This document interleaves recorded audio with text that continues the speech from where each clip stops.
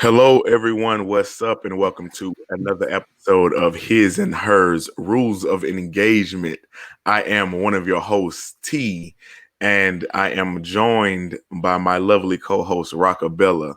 How are you doing today? Rocco Bella is feeling great. Hey, y'all. Now, this was too much of a big deal in pop culture for us to not have a full episode dedicated to what's happening in the world right now. And it is one of the biggest things on the market right now, and it is WAP, right? Now, it's a song by Cardi B and Megan Thee Stallion, and it has taken over the waves. And we're going to have an interesting conversation about, female empowerment versus exploitation, all of the things with feminism and womanism. And it's going to be a very interesting conversation, so stay tuned. But I want to go to you, Rock, and you tell me, like, what are your initial feelings? Like, did you hear the rumblings about the song before it came out, or did it just drop and you heard about it after it was already released? I heard the rumblings and I saw everybody do what they normally do, jump onto something that's hot, try to throw it on Facebook because everybody's trying to go viral. So when people were using this word over and over in tech and in their content, I just like, let me find out what this is all about. So I watched the video. My love of music, I love a good beat. But I always listen for lyrics first. So I listen to the lyrics, and like I said, I feel like for this show, I should have some pearls on so I could clutch them. But just to answer your question, I was shocked, about it. But I didn't discover it because I don't really listen to the radio like that. Mm-hmm. I hacked upon it because I'm very much in tune with everything that is social media. So, and I wanted to be knowledgeable and be in the know. I checked it out. And for me, I didn't really hear other people talking about it. I am always on YouTube. It's my primary source of entertainment. And so it kept popping up in my recommendations. I saw like 3 different postings. So they had like just a picture of Cardi B and Megan Thee Stallion back to back with their hair like entangled into one another's. And so I was like, okay, that's an interesting image. And then, they started to release the audio. So they released the audio only version. And then they released the clean version as well as the unedited. And then the music video got released and I saw that on my feed. I didn't listen to or watch any of it because I just was like, I'll get to it when I get to it. And then I started to see and hear all of the rumbling around it. And so I was like, all right, let me go check it out and see what all this is about. And I'll just say for me, hearing the song for the first time and seeing the music video, I was expecting much worse from the feedback that I was hearing from it. It was pretty tame. The music video itself was pretty tame from music videos that I've seen in the past. If you were around when BET Uncut was a thing, right? This right here was was nothing. So it was just interesting that this song, out of all the songs that have been released in the past and even concurrently, this one is the one that is getting the most attention. It's getting praise as well as, it's getting shamed.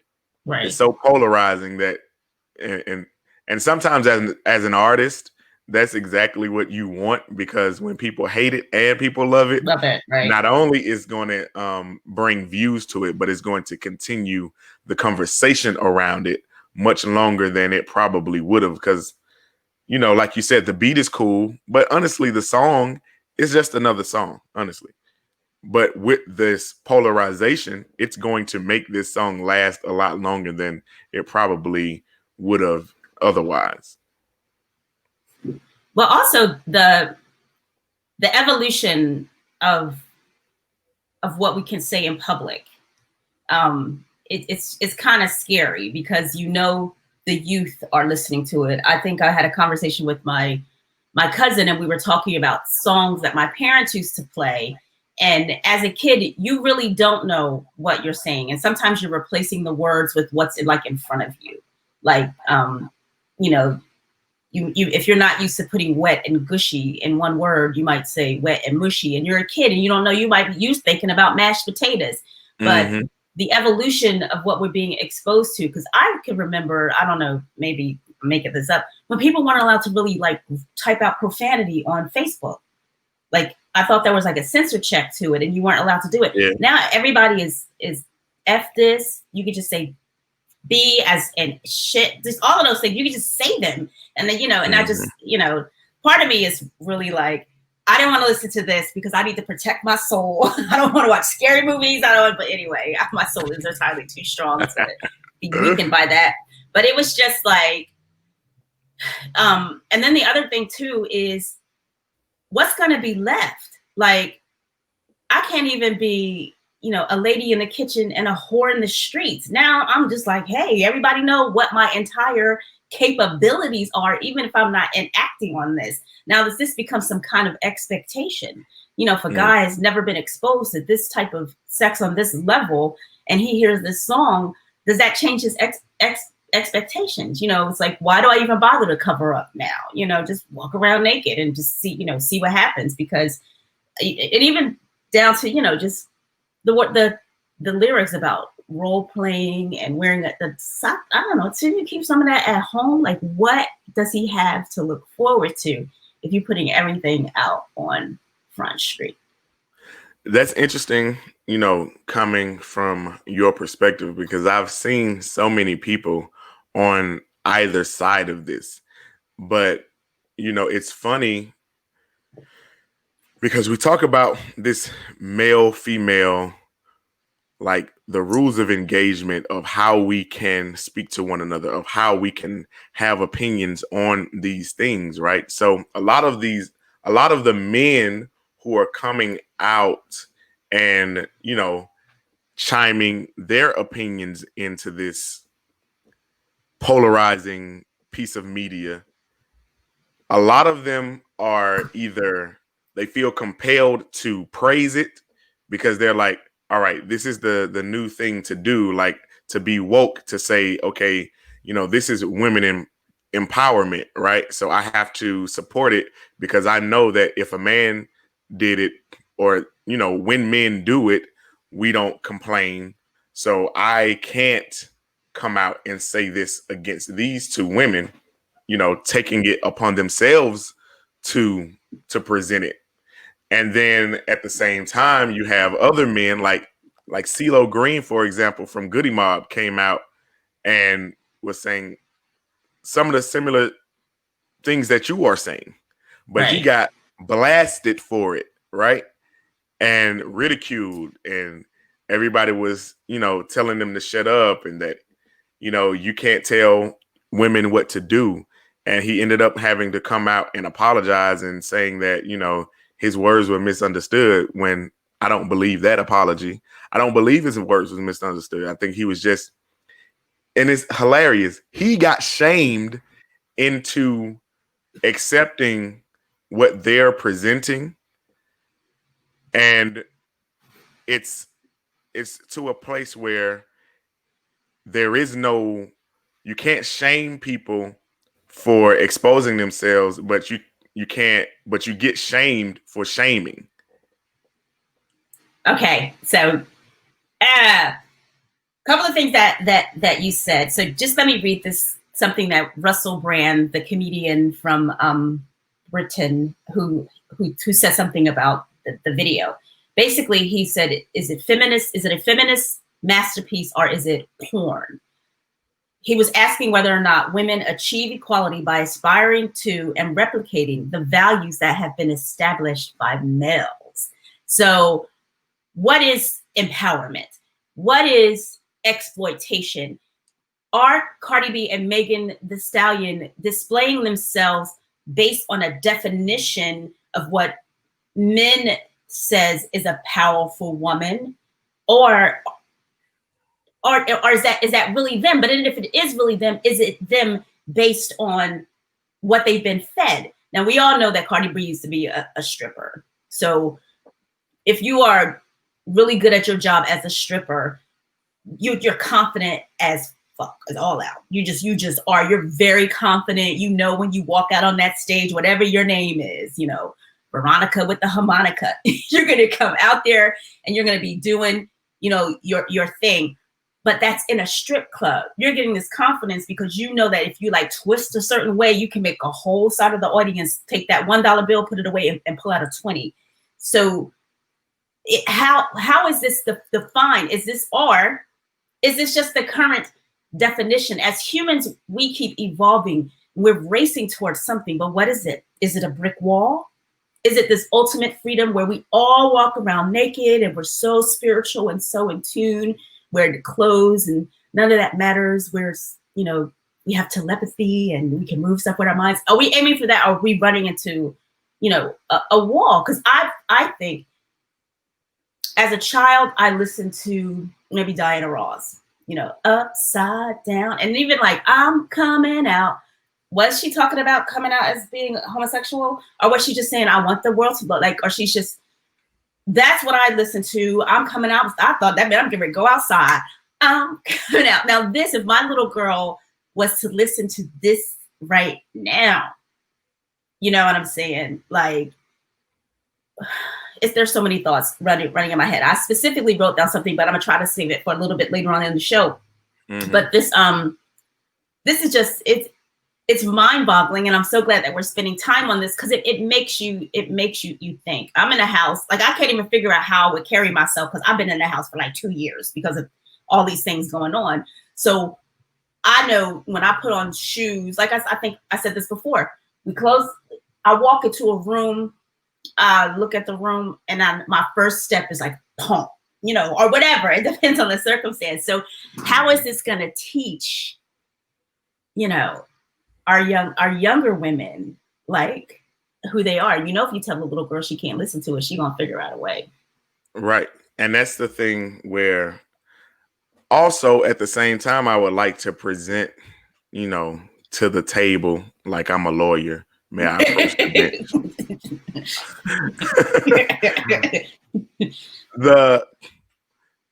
The attention that we are paying to this, right, is interesting to me because, like I alluded to before, there are songs out right now that are both equally as explicit as this song, as well as there are alternatives and plenty of the artists who are making the type of music that is empowering people and giving and are that role model type of music. Like we just saw Beyonce release an entire film, Black is King, right? With the song Brown Skin Girl and all of these songs like Powerful. And these came out with like a week apart, maybe 2 weeks apart from one another. Is it because we are paying a lot of attention to this that we draw attention away from the things that are positive? Are we partly to blame for even giving a lot of attention to the things that we don't like instead of placing a lot of our energy and emotions and attention on the things that we should promote? Are we partly at fault? See, and then that brings up this whole discussion about human nature. Why is it so easy to be negative than it is to be positive? Why is it so easy for me to like look at somebody and figure out everything I don't like about them, than for me to like say, oh, she's got it going on, and just check off all these other boxes, you know, there are things that she's doing that I want to be like, or maybe I'd find the things that I think that I don't like to put myself above her. Embedded in our minds, are we so competitive that all we can do is just knock things down? You know what I mean? We don't like, I don't know. It's not a competition thing, it's a survival trait. Okay. So back into the time machine, like we do every episode. Let's go all the way back to the beginning of time, to the beginning of humans. Before we got into, civilized society, everybody was nomadic. So you were just moving around, and at any moment you could be attacked. You could eat a poisonous bush. You can be attacked by a wild animal. You can be attacked by another human. So when everything is going good, you kind of start to not pay attention to things because the good becomes normalized. When something off of the norm happens, that's when it sparks your attention, because it could be like real physical danger. It could be life threatening. So we developed and evolved to pay attention to that one negative thing in a field of positive things. Like, it's like when you're driving down the road and the road is cool, but there's one pothole. When you see that pothole, you're not thinking about the rest of the road was paved perfectly. You need to avoid that pothole. That one bad thing is going to mess things up. The rest of the good just becomes normal. It's like the way we award good behavior in school. You get punished for getting into, for falling asleep in class one period. But I was up the rest of the day. right? But Right. fell asleep. You didn't turn in this one assignment, so you're getting an F. But all my other assignments were on time. You don't get credit for all the other stuff that you did because it's expected. You were supposed to do that. You don't get rewarded for what you were supposed to do. The only time we really get rewarded is when we go above and beyond the expectation. But if you do one thing below the expectation, even if it's like a notch below expectation, it gets, a spike of attention. And that's just based on, survival traits and how things flow in life, because it just makes sense. So the thing that happens is, back in the day, we were actually looking at a person trying to figure out, are they coming, to attack me, or are they coming in peace? So prejudice is a survival trait, to prejudge. You have to prejudge everybody who is coming into your presence because you don't know what they're coming to do. The thing is, we live in a society where everybody and everything isn't actually life-threatening. But, subconsciously, our body still reacts to those things in that way. It's like when you watch a scary movie, the suspense that's building up has your heart palpitating like you're in that situation, even though you aren't. But your body is going through the exact same chemical reactions as if you were. And it's the same thing that happens when we are, talking about things like this conversation, where we see the one thing that we don't like. And so we log on to it, where the thing that is promoting positivity and embracing, who we are on a spiritual, leading to royal level, we celebrated it for the time, but it doesn't last as long. What's your take?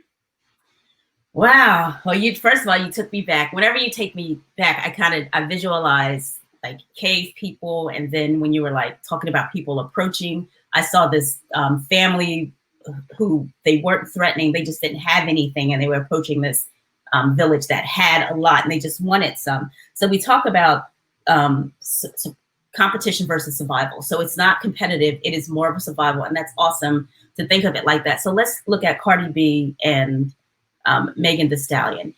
They have voluptuous bodies. We're sitting here in this COVID situation, and none of us are really being touched like we're used to being touched and going out to society. So if they display more of their bodies, are they inviting more, more touch? Like what is that some kind of survival mechanism for them to be putting themselves, out? Like if I was to go out and I'm just walking in my sweats with my COVID weight, and, here come these two women, and we're just coming out and it's post-COVID and we're getting out there, men are going to flock to this, like, this image maybe over flocking to somebody, like me. And it also probably comes down to like our DNA and how we're attracted to a person. We're naturally attracted to people that we, you know, there's an innate desire to procreate, you know, even if you're not going to procreate.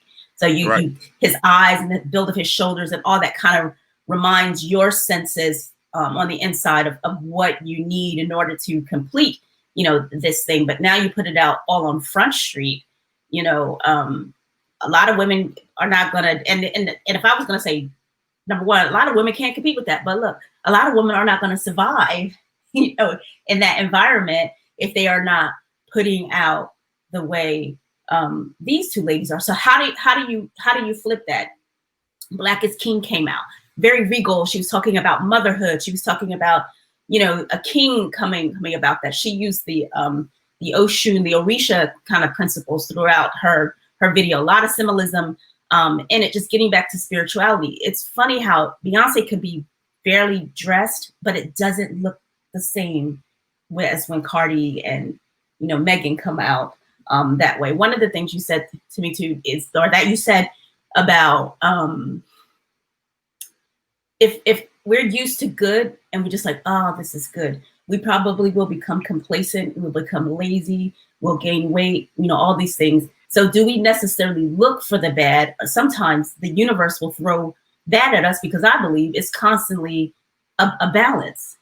There's always going to be a balance. You can never be like right now. I'll say this: everything is really good for me. I feel really great about life, so I'm gaining weight. Obvious complacency. I've become lazy, and lazy. I don't. Me personally, I don't think laziness is good. You know, laziness is a sign of what's the word they use for like privilege? Like what's the word they use to describe white people? Not privileged, but like they just own it. Like they don't have to do anything to achieve it. I know what you mean. It's not coming to me either. it's a sign of that. So one of the things too is are these women leaning really hard towards feminism? Are they leaning really hard towards it? Like in its purest essence, is it just an exposed vagina, just glistening in the moonlight, you know, and the mounds visible from, you know, the inside? I don't know. Is that what ultimate femininity is, or is it some kind of, is it seduction? You know, I don't know.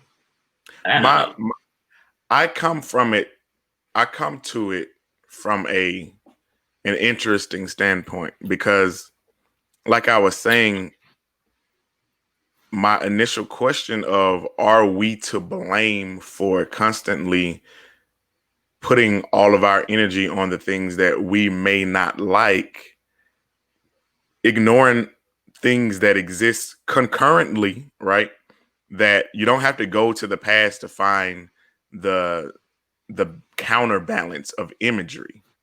There are artists like your Rhapsodies. There are artists like your No Names. There are artists like so many other people that exist in this time. You don't even have to go all the way back to like a Lauryn Hill. But even if we go back in the 90s, we had Lauryn Hill, we had Queen Latifah, we had MC Lyte, we had Foxy Brown, and we had Lil Kim, and we had Trina. There was always a balance, but right. I don't remember people so much so admonishing the Queen Latifahs and elevating them.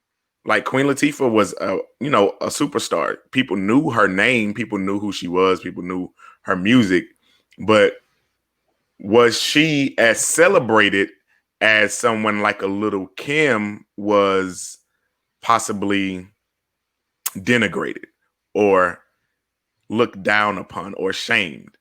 And so I think a lot of it has to do with that mindset where, okay, we understand the origin of why we look at the negative like that. But if we're going to be in a society where we can access what our subconscious is doing, and now we are aware of it to some point, or there are those of us who are aware of how that works, to, you know, start to turn the focus on, let's just support the things that you support. And I don't know if it was on this, and it might have been on this episode, on an episode of His and Hers, but I was talking about when we go to a restaurant and you tell the waiter all the things on the menu that you don't want, but you never tell them what you want, and then you complain about the service at the restaurant. Like, whose fault is that? Like, okay, I don't want the hamburger, I don't want the French fries, I don't want the cheesecake, and then you just give the menu back. And it's like, okay, so what are you ordering? What do you want? Like, how can I give you service of what it is that you expect if I don't know what that is? And sometimes I think we get so caught up in talking about the things that, you know, we don't want to see, that we don't actually make it a point to talk about what the agenda actually is. What are the things? And I want to ask this: is women empowerment only a one-way street? Can it not be the Black is King type aesthetic as well as this? Because we know that the oldest profession, and I always heard this, the oldest profession in the world is prostitution, right? And a lot of the times when you see prostitutes, men are benefiting off of the actual, like, women have the product. The desired thing is of the woman, but somehow men are benefiting from it. Does that make sense? And when a woman is benefiting from that same thing, is it now wrong? So it's just a question. I don't have the answer to that question because I am a man, and that is why we have this show, and that is also why we have the comment section, because I want, like I always say, to create a healthy dialogue, right? Where we're listening to one another, we're listening to each other's points, but also, you know, engaging with our audience to understand how they feel about it and what's going on in their minds about these topics. Because what we don't want to do is limit people's expression. But at the same time, there is a line, you know, there's a balance. Too much of any good thing is bad. Right? So Right. there needs to be a line drawn. But conversations like these and events like this became an event. Yeah. Like, this is a moment, right? So events like this bring up this conversation, and it is necessary to have. But you go ahead and finish that thought. Wow, I should have wrote that down. Oh, I have it here, right here. So did you know that there is a word that's called horophobia? So horophobia is basically the hatred of, oppression of, violence towards, and discrimination against sex workers. There are serial killers who target prostitutes. Jack the Ripper. They just want to take them out. And then that also brings me to the thought of, like, what is pleasure? Sometimes they say there's this thin line between what really feels good and then what starts to hurt. So does something kind of happen to a man who wants to take out a bunch of prostitutes, where he's reached this point where sex just hurt him so much because he's come to this, like, overabundant pleasure thing? You're frowning a lot. I'm saying some crazy stuff, but it just, just like horophobia. So one of the words it came up with Russell Brand's quote that he was displaying, horophobia. Like, he's afraid if women are rampant and just putting themselves out there and just having all kinds of sex, will they rule the world? Will they will they take over? Is there power in the pee? It brings to mind a lot that we I mean, Yeah. you bringing that up brings us to something that we were actually supposed to cover a couple of weeks ago when we were talking about agency, right? And we were Right. talking about women not always understanding how much power they have in the dynamic between men and women, because of a man's physical presence. Sometimes women feel like they have to lower themselves, or sometimes they are, brought up that way.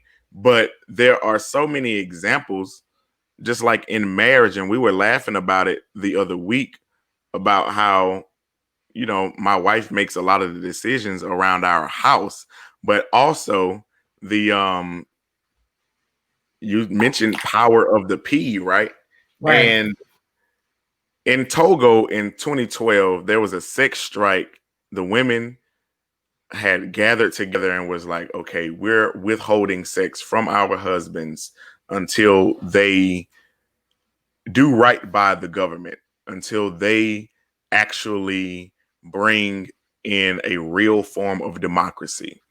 And this isn't, this is one of the most recent types of sex strikes that I had heard of. And then there's the movie Chirac, Spike Lee.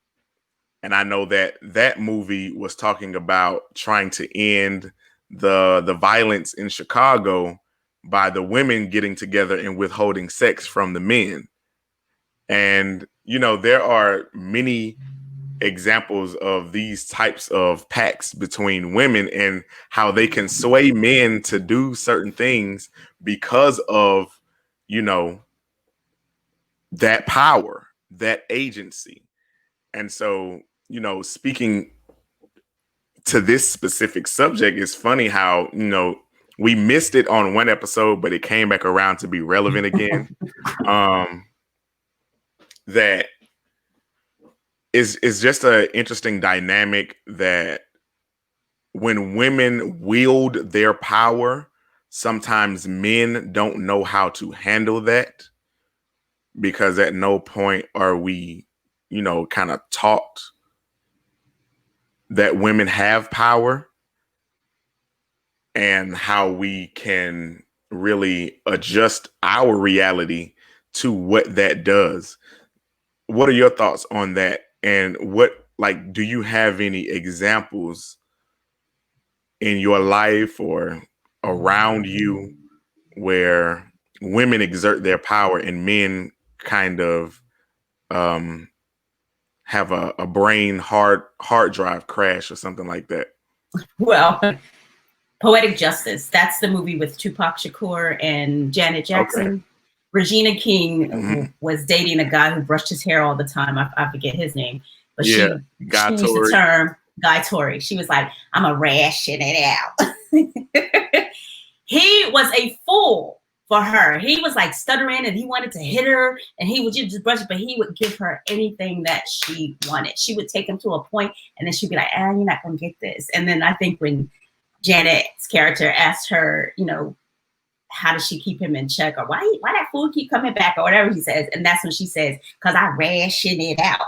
So I've seen it happen on television or in the movies like that, but I'm really confused as to how does a whole tribe of women or a whole city of women, like, how does that come up? The only example I can think, and this is because I'm a storyteller and I have a great imagination, is like if it was to happen in church.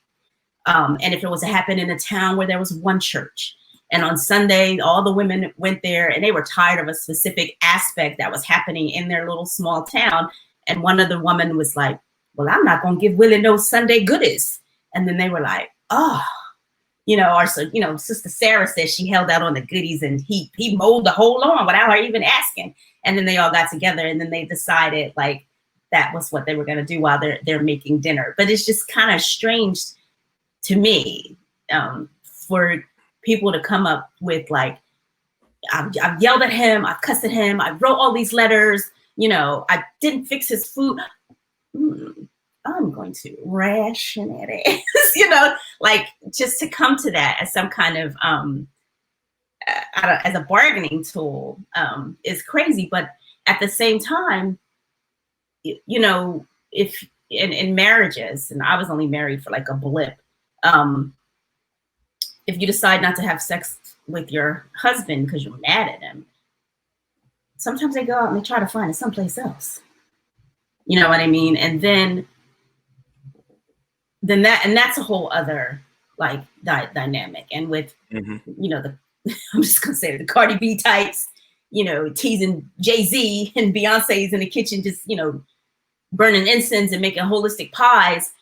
You know, he's gonna be tempted to, you know, to just at least, look, B, I just want to touch Cardi booty. I'm not gonna do nothing. I'm just gonna touch the booty. Like, you know, you over here, you know, piece it out with your blue on. You know, I just want to touch a booty. And it's just, I don't know. It's a strange thing to, I don't know. I'm just gonna say this. This may have nothing to do with nothing, but I've just been in the house for like 2 years. I don't even know if I know how to go out and interact with like the opposite sex. Like, what is that gonna? Is it just gonna be smile? Because you're just gonna be so happy, you're just gonna be smiling all the time. Look, that's a nice looking brother. Okay, he's fine. You know, walk over here, worship and praise. Like, what? What is that even gonna look like? You know what I mean? Because visually, you try to date on, and I'm sorry I'm going off on this tangent, but I feel the need to say this. Go. You're trying to date online, and he's sitting down, and then you finally meet him, and he has like this big wompy like pear-shaped bottom. So how do you, like, how are we gonna survive, you know, in what's to come? I don't know. Thank God for, I don't know. I need a Cardi B and Megan Thee Stallion need to do a subscription box that comes with a dildo and some fun stuff in it. So while you're watching it, you can kind of interact with it. I don't know. All right, bring me back. So, no, I mean, it's interesting because like we always say, we both come into these things with different perspectives and different ways of looking at it. And it's just that that fear of, okay, if I withhold, then they'll go out. That is always like a risk, but a lot of the times it does work, and people talk themselves out of their power. Women talk themselves out of their agency because they're always looking at, okay, but if it goes left, then now I've lost everything. Yeah. But sometimes we have to step up and say, no, I demand this. And a lot of the times the person that loves you will actually accommodate just because of that. And when it comes to the WAP and the exposure of those types of bodies, I just wanted to stick on that type of aesthetic, right? So if Taylor Swift No, go ahead. Made a similar song and wore similar clothing, would it garner the same vitriol? Because she has no curves, right? It'd be like looking at a pencil in a bikini. And so Poor Taylor. would that get the same attention, right? Because we know, like, I remember Paris Hilton used to be like a big thing that was going around and everybody was talking about her for a moment. And we all know how Paris Hilton looks. She would wear revealing clothes, but there was not much to reveal. So it didn't get that same type of attention. It got attention. It didn't get the same type of shame that was attached to it. And that right there is just interesting to me. And, you know, we talk about, as in the Black community, we talk about cultural appropriation, right? And so we know that in this video, Kylie Jenner is in this video, Yes. and they like almost stopped the video to have her walk down the hallway for a minute. And Megan and Cardi, who are women of color, Megan being Black, Cardi identifies as Afro-Latino, and Megan is actually a college grad. She was a college girl who just rapped and was thick. Right. And Cardi actually came from, you know, the stripper culture. But if you look at who is making the most money off of that aesthetic, that stripper aesthetic, that thick aesthetic? It's the Kardashians, the Jenners, the people who are appropriating it, not getting the same type of aggressive anger at them for exposing themselves, because everybody knows that family because of Kim, and she had a sex tape.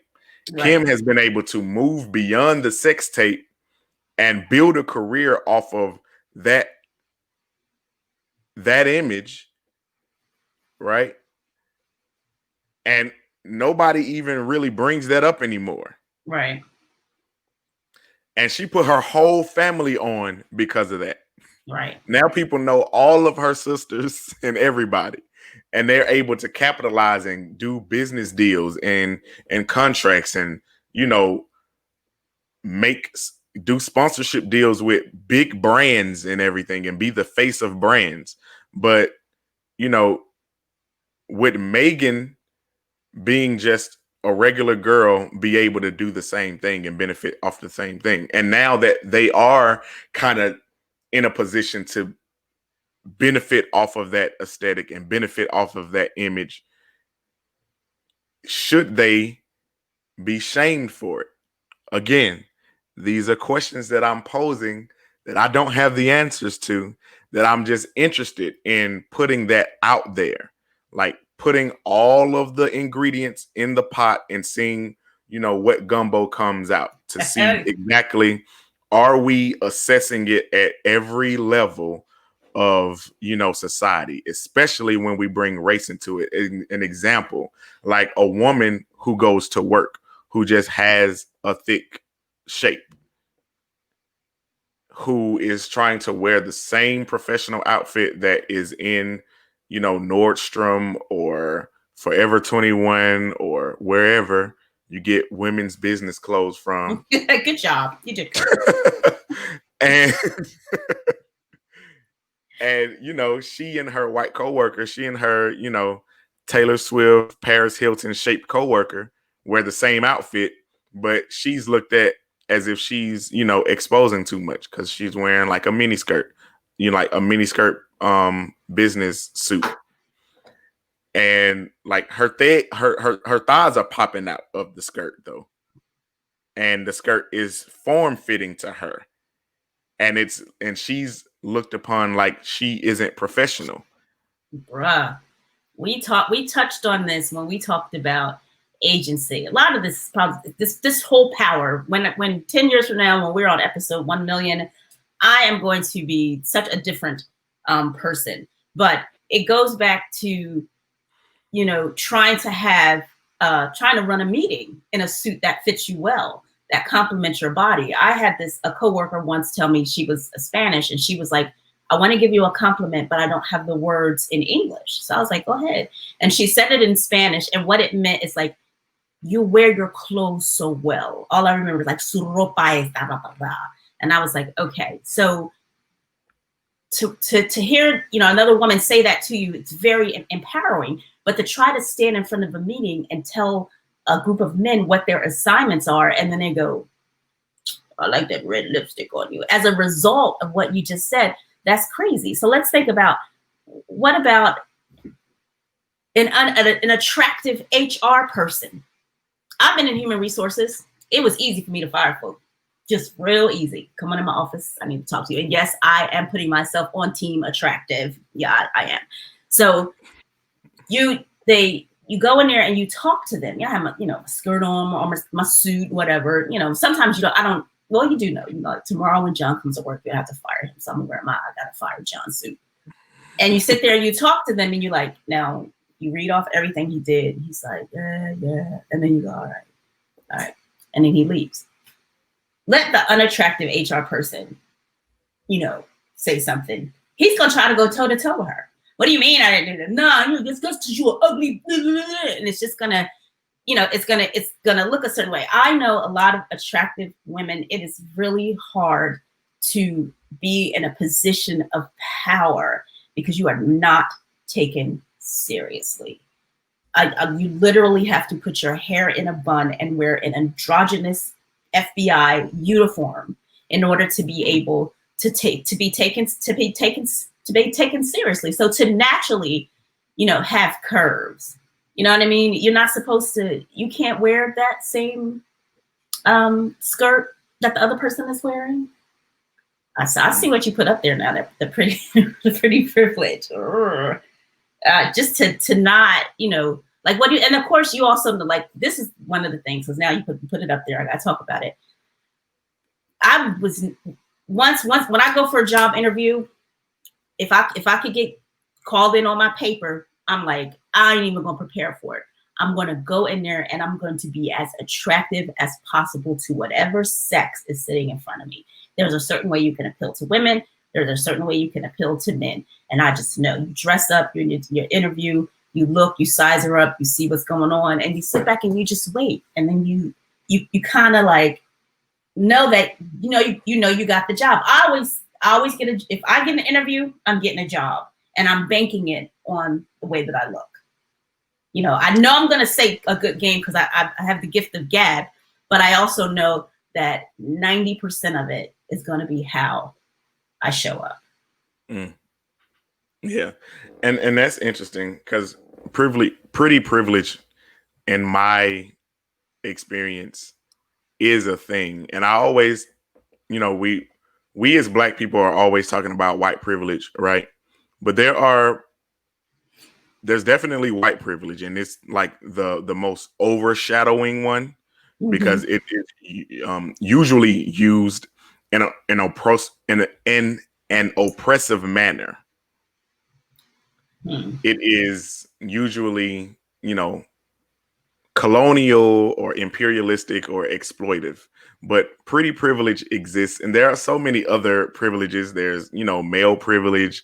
There's all these other things that exist, and people having to check their own privilege and understand the power that comes along with just how people perceive them from when, you step into a room, and what that is and how that works is very important to like really assess. So you were just talking about that, and I think that sometimes when you get messages across, it comes across a lot easier when it's coming from somebody that people are attracted to. But at the same time, pretty privilege can be a disadvantage, and it stops being a privilege, like you were saying, where people are so engulfed or enthralled with the way that you look that they're no longer listening to you because they are, looking at other things. It's like in school as boys, when we had an attractive teacher, it was like, what'd she say? It was it's the same thing. And you try not to, objectify women the more you get educated. But it's something that happens that you have to break yourself away from. Like you were saying, like that natural instinctual attraction of women liking broad shoulders because of procreation things, and men liking thighs and hips and butts and things like that. All of that is like instinctual. All that has to do with procreation, and really, okay, will this person be able to handle the nurturing and the care of the future generation, and will the man be able to protect us from any dangers? But now we've lost, hold on to those original thoughts and what they were there for, and it's just all about, pleasure and the aesthetic.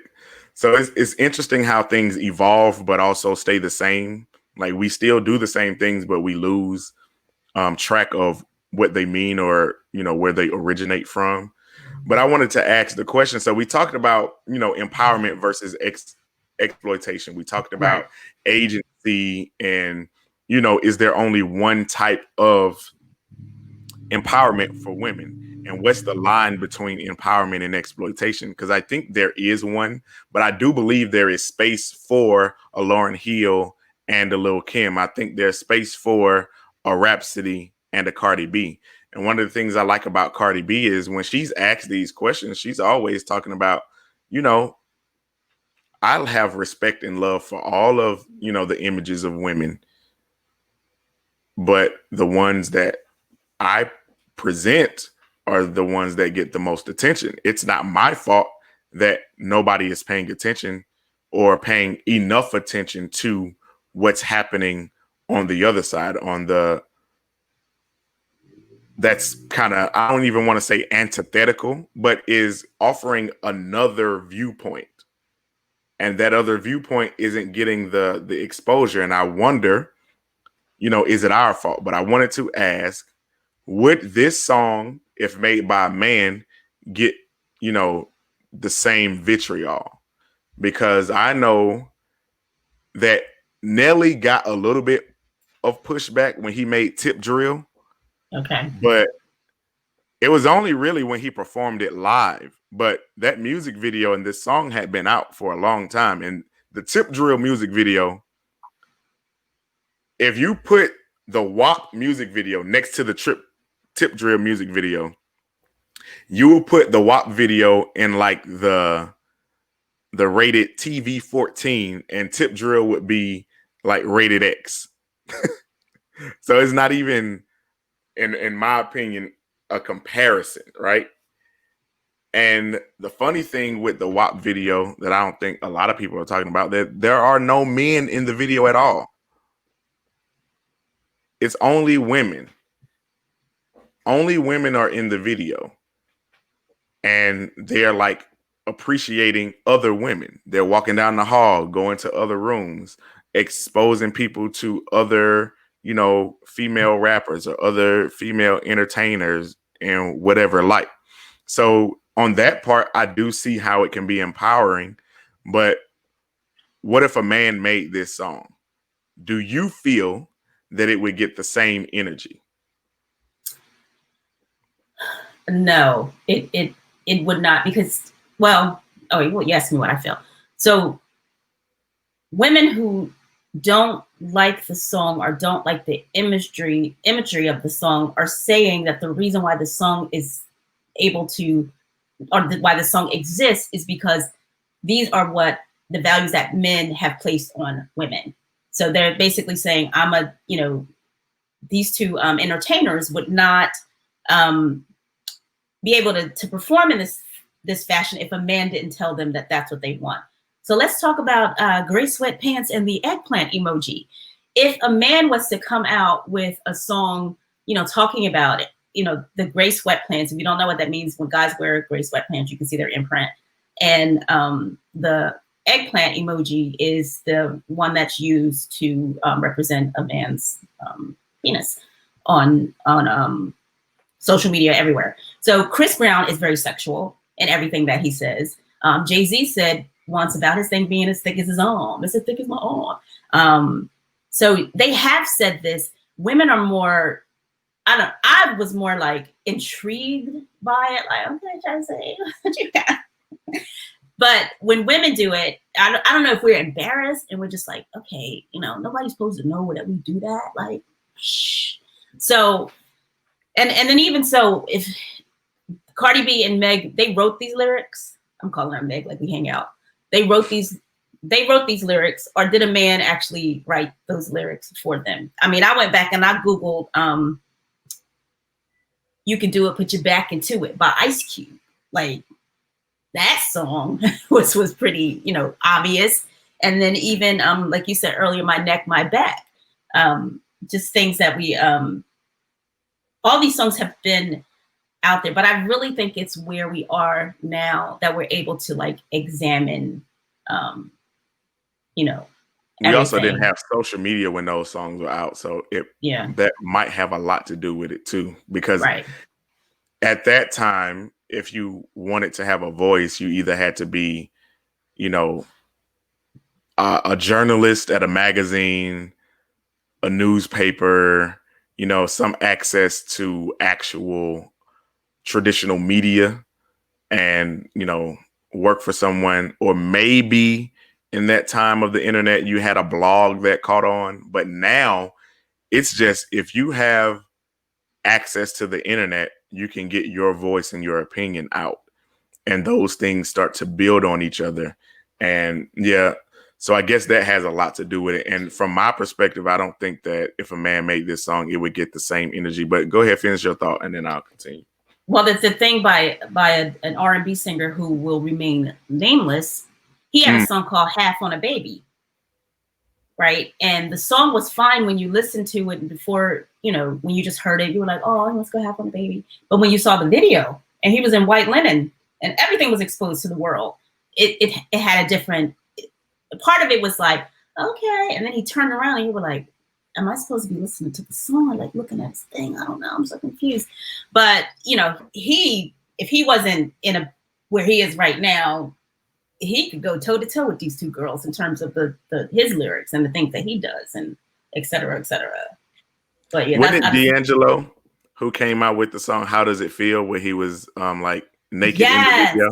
Yes, and he was looking, right. You know, apparently, and then the camera like slowly panned down, and then it stopped before it actually exposed anything. But that got an interesting reaction. Like, I don't remember, like, because this WAP and like even things like this, when they do get that vitriol, it's both men and women who have problems with it. But I don't remember men saying, you know, oh, D'Angelo, what are you doing? Right. Because as a man, I wasn't watching that video. Like, as soon as I heard what it was about, I was like, okay, well, that's some visuals that I'll never see. So it was just like, but women will, because I think that expectation that's placed on women to be wholesome, to be, you know, pure, that virginity expectation that is put on women, right, is still there. And a lot of the times when it's not being, because honestly, they're not even saying WAP, right? And I have to listen to the lyrics of the song again. But are they just saying spread the WAP around to everybody and expose it to everybody? No, according to the lyrics, they're actually saying, wait, this is the clean one. No, he bought a phone just for a picture of this wet AP.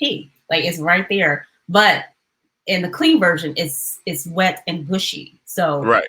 They change it around. And then even, I think about the credit card swipe, wherever that is. I think she's, That came from the Tip Drill video though. Like, they actually, somebody was twerking and then somebody took a credit card and swiped it between the young lady's cheeks.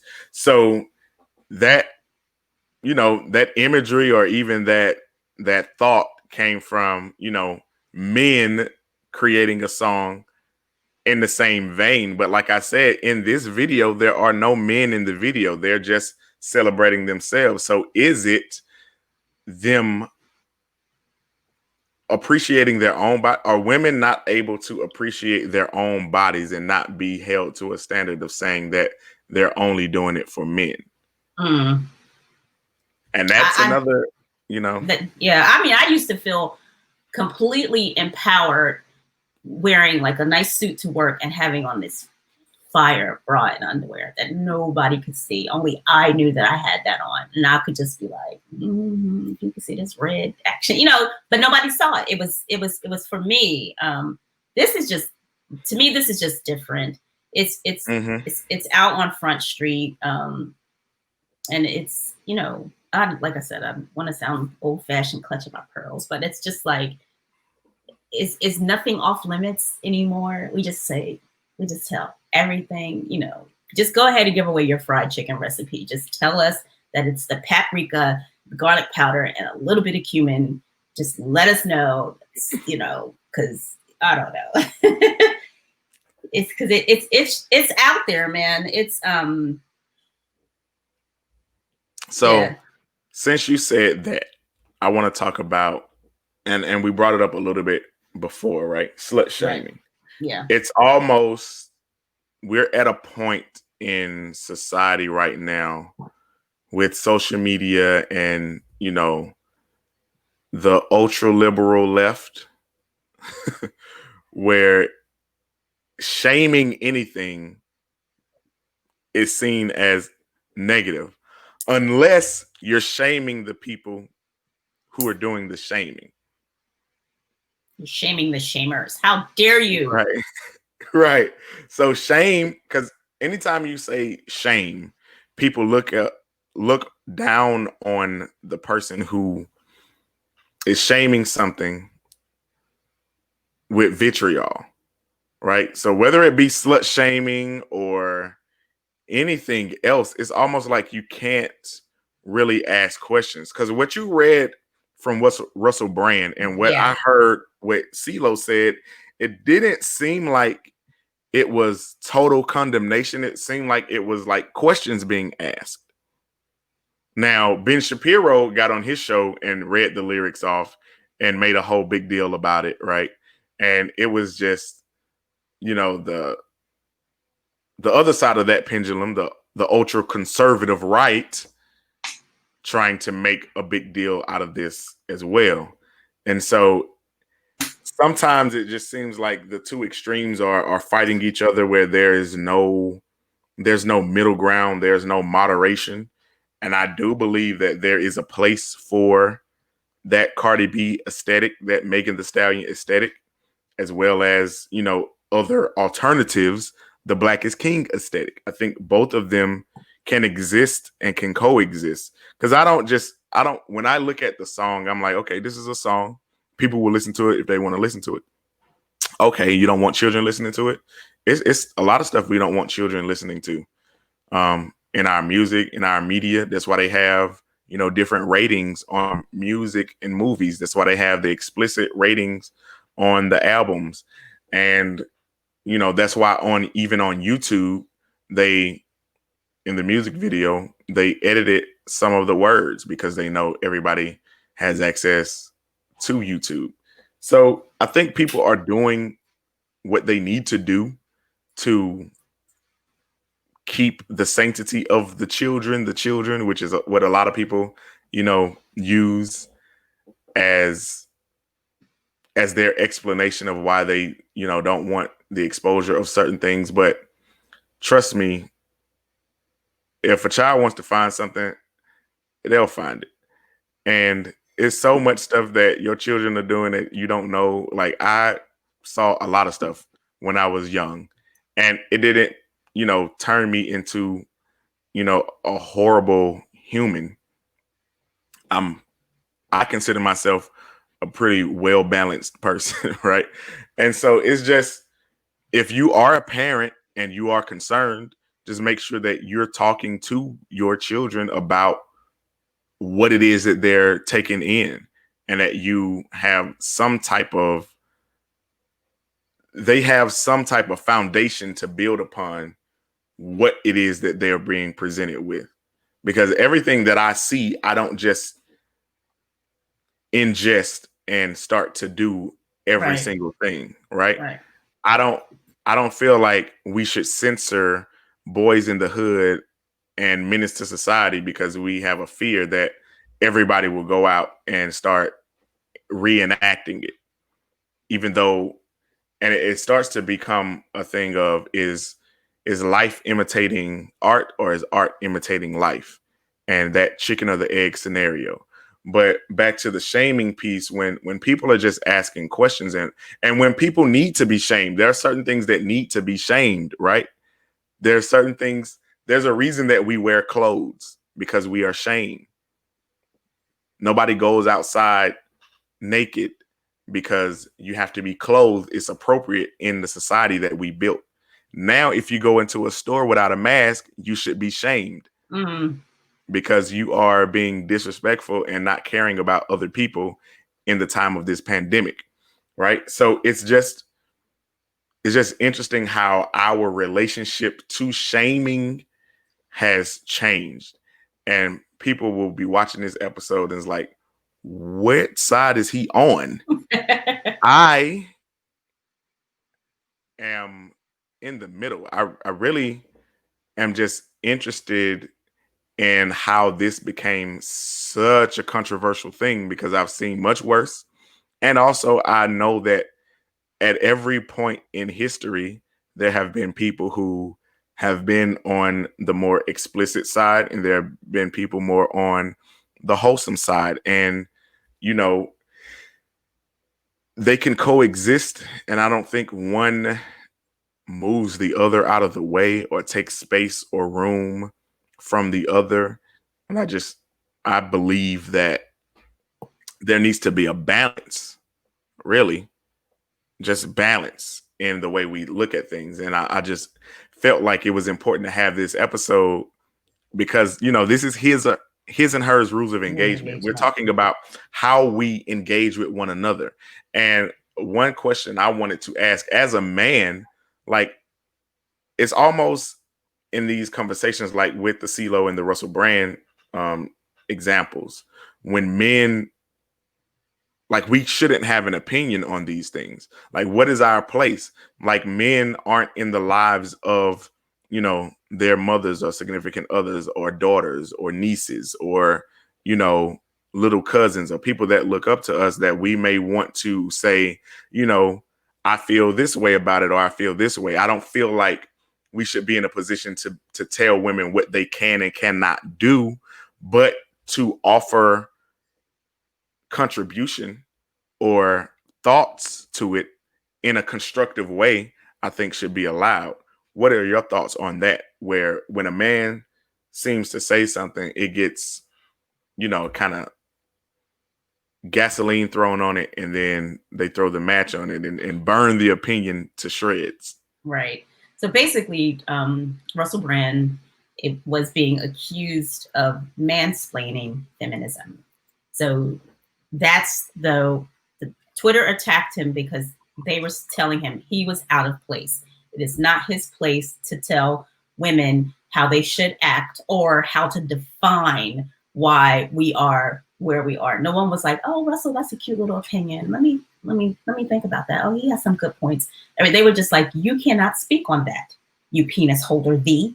Thou shutteth uppeth." Like, they just were just kind of coming at him, really, really, really hard. But the whole thing also too is shaming someone is a way that people will express how that they are woke, which kind of leads to cancel culture. So if I find something that you said and I say first, shame on you for saying this thing, now I'm woke because I discovered this fact about someone else. I haven't done anything to say who I am or how woke I am. I just was able to shame you for something that you said. So therefore, that makes me woke. And then we can start to cancel you. So now if people wanted to, they could throw Russell Brand under the bus. They can look at his whole entire career. They can talk about how mean he was to Katy Perry when he posted that picture of her with no makeup on that one time, and it seemed like she didn't want that picture out there. They can go and they can dig into his entire history because of what he did, and they're attempting to shame him and just displace him and put him, on the outs. And we can do it even more so because we have nothing to do. We're sitting at home looking at Twitter. The way they got Amanda Cooper, the bird watcher, she got fired. You know what I'm saying? She wasn't able to just, if that wasn't recorded and if we were outside minding our business, it would have just been, probably another story of a Black man getting arrested for no apparent reason. And they didn't just stop it at, oh, he didn't, yay, victory. He didn't get arrested because, he videotaped it. They said, They went and found out where she worked, what she did. They harassed her company. She worked for a financial company until they fired her. This was one moment, one day she was feeling a certain way. She's white privileged. She didn't want nobody to tell her that she needed to put her dog on a leash. That's what she should have just said. Fuck you, Mr. Cooper. I'm whatever. I'm going to have my dog come out here and eat all your little birds and I don't care. But she was just tired of it, or something just kind of, snapped inside of her. So this whole thing about the shaming culture is for people trying to show how woke they are without even being educated on what the real issue really really is. What is, you say shaming comes up, and I think about the walk of shame. That's, of course, when you spend the night at somebody's house and you didn't know it, and you come home at 3 o'clock in the morning in the same clothes. Can you applaud the walk of shame? Hey, my girl got some, or like, look at her. She just came home in her same clothes with her panties in her pocketbook. This whole thing. So it's a lot of this, like you said, is the double standard. Beyonce, who had Black is King, also jumped on Meg Thee Stallion's Savage. She jumped on it, remade it. Maybe she cleaned it up, and she was like, I'm Tina's daughter, whatever she said. But the words in Savage are just, I had to look this up because to me it felt like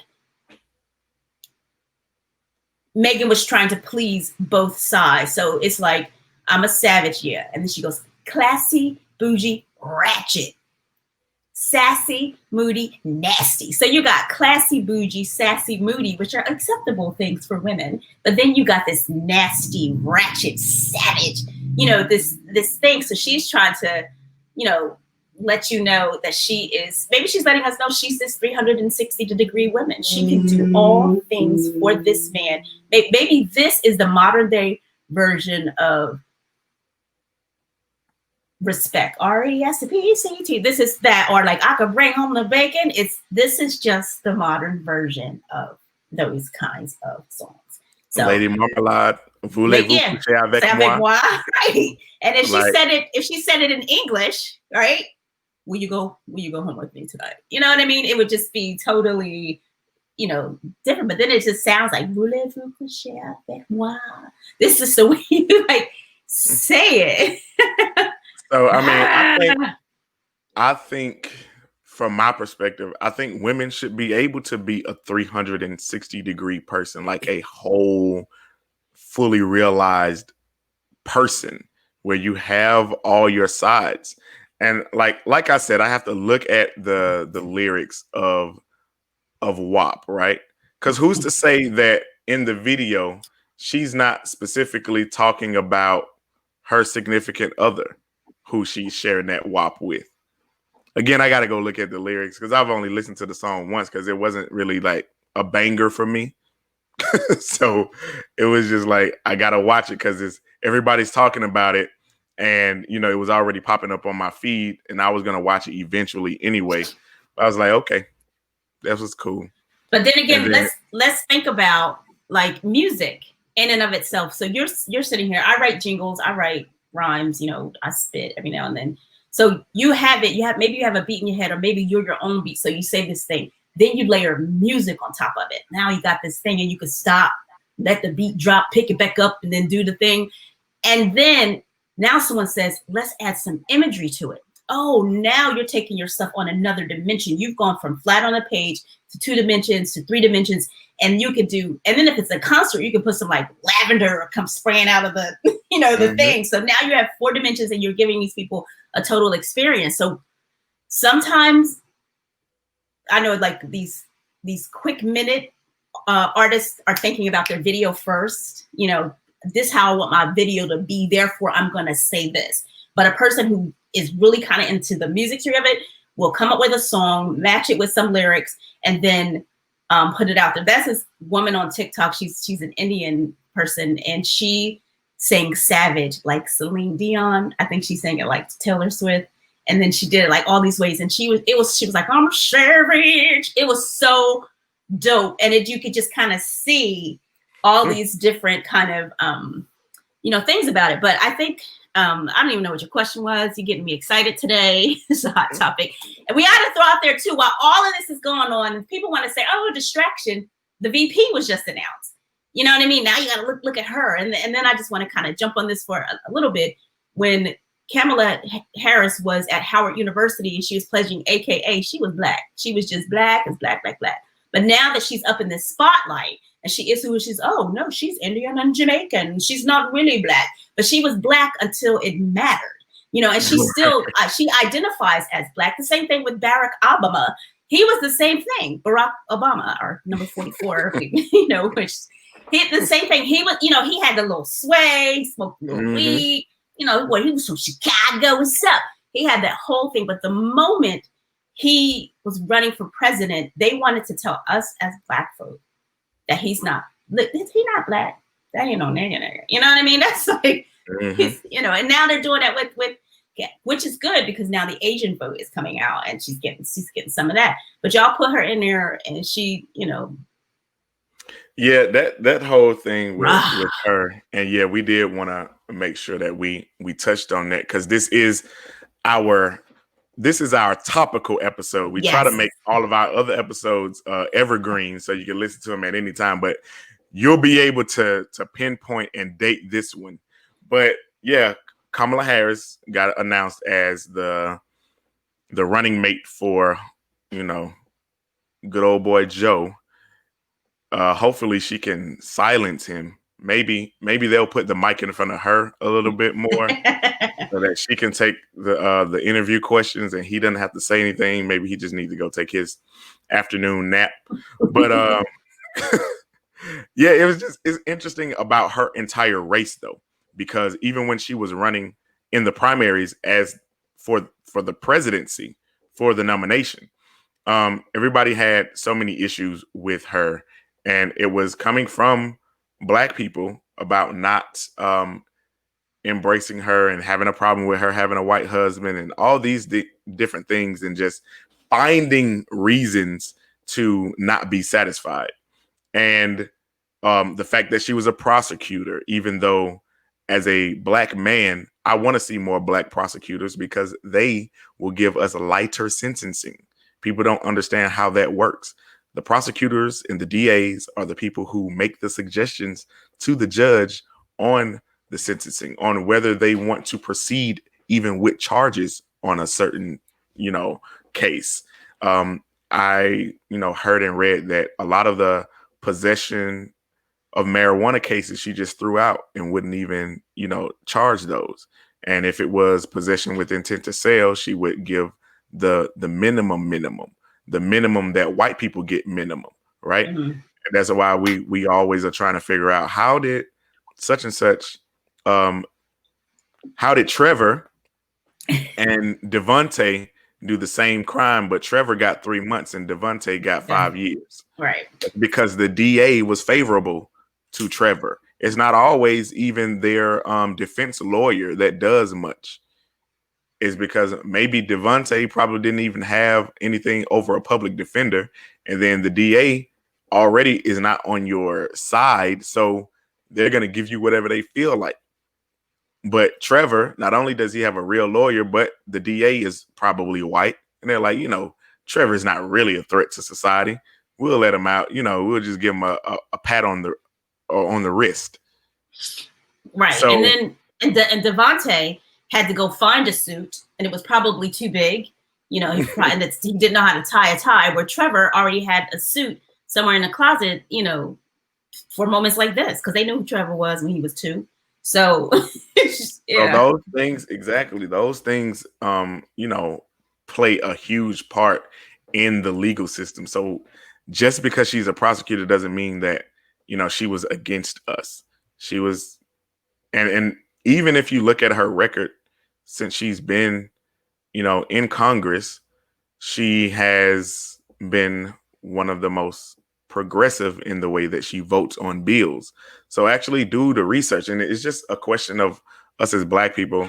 Are we always trying to find something to complain about? And right. Is it because, you know, she's a Black woman, right? Is right. that a thing? You didn't want to see her get through the primaries. And it's just so many things that come into question. I mean, they would dissect you. You're Georgia born and bred, right?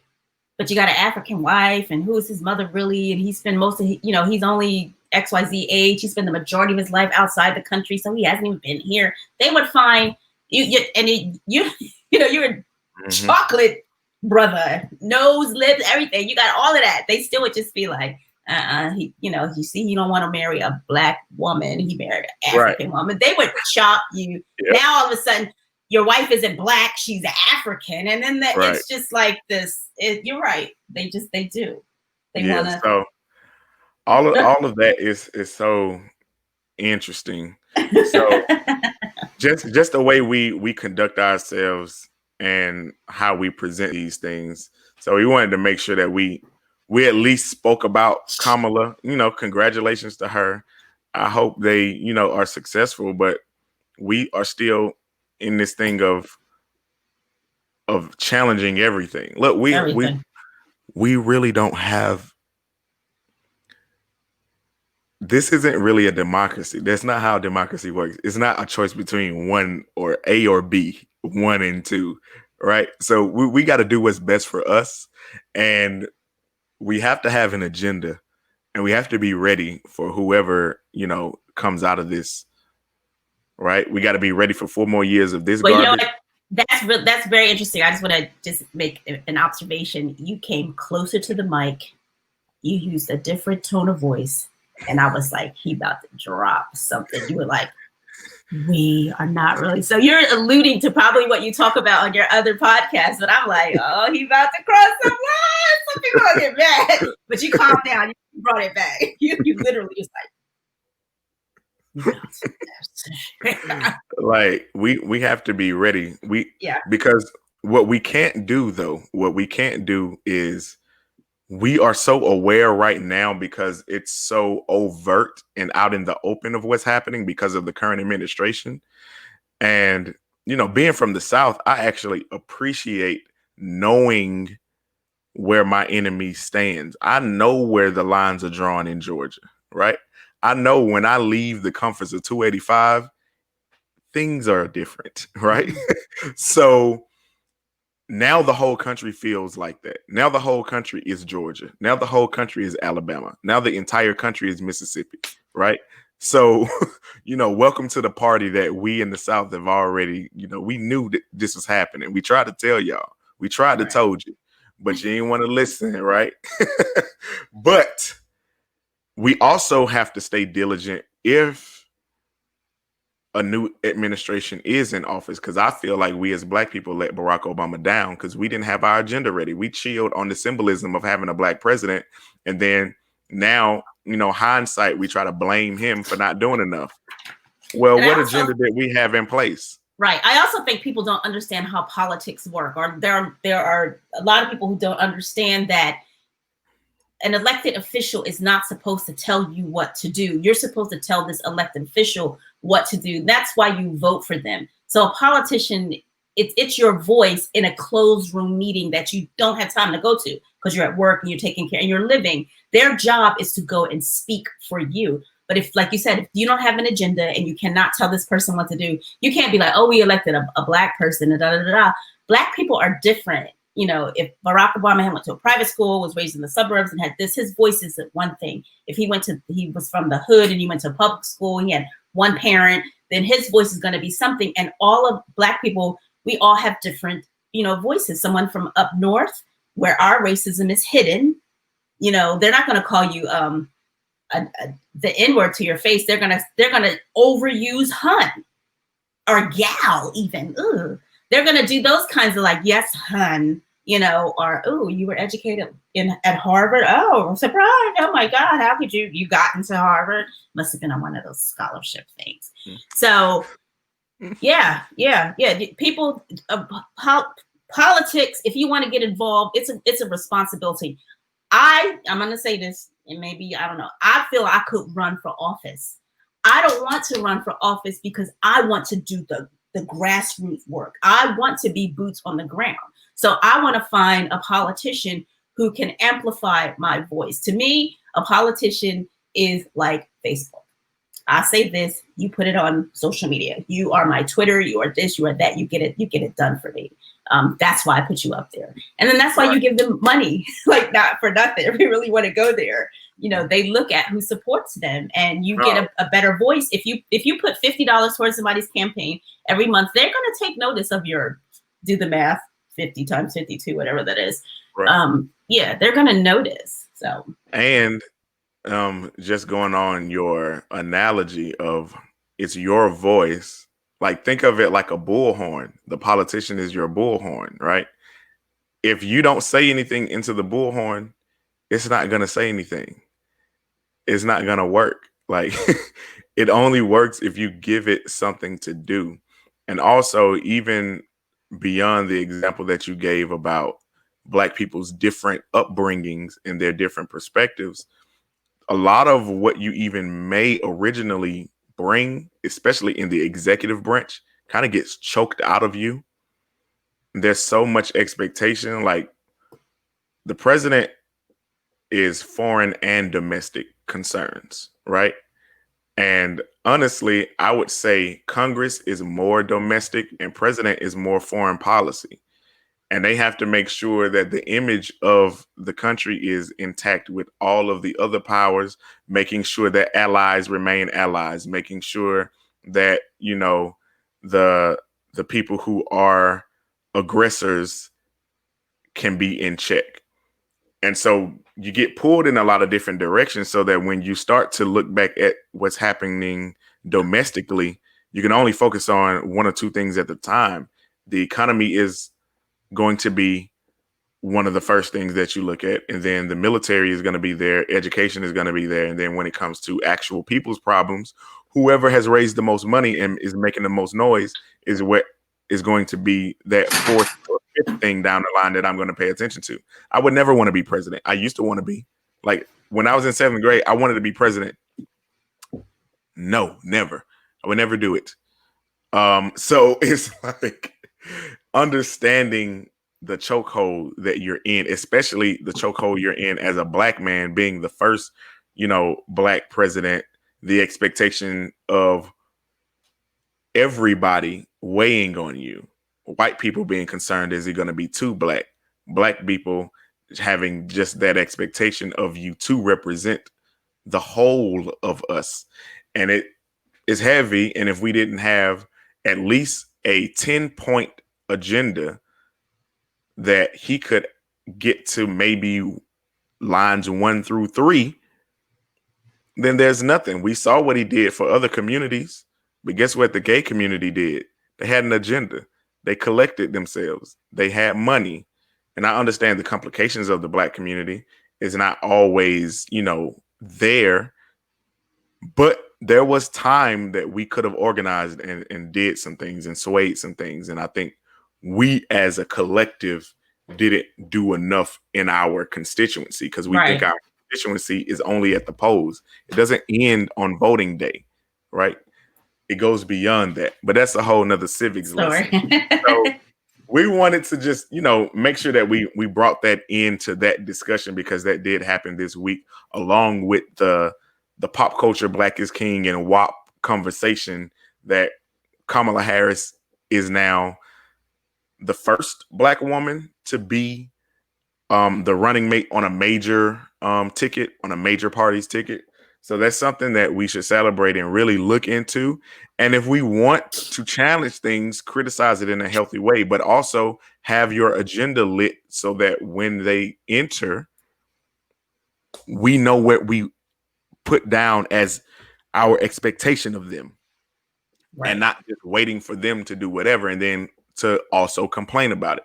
But to close out, I wanted to go back on to the WAP and empowerment and exploitation conversation. I'll just you give your final thoughts and I'll give my final thoughts.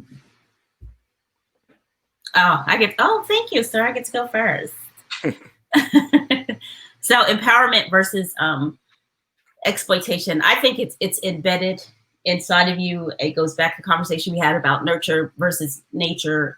Who prepares you for the world? Your outward facing persona versus the one that was protected on the inside.